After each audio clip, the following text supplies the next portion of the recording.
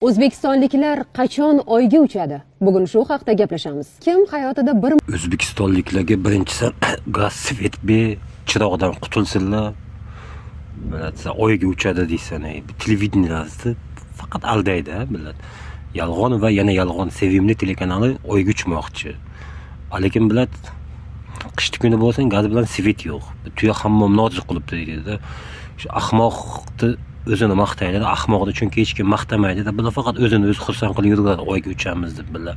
Lekin xalq svetsiz, gazsiz, monopoliya, korrupsiya, poraxo'rlik bilan bu qiynalib, azob chekib yuribdi. Ayollarni sochish pulga bo'lib musofirda ishlayib yuribdilar. Azam bilan o'tirib olib borki, faqat quloqqa tepasan, tavba qilmay. Buni perevod qiladi, qolgan millat eshitib bo'lsa, bu ustlaringizdan kuladi. Mana qara, Oyga uchamiz dema.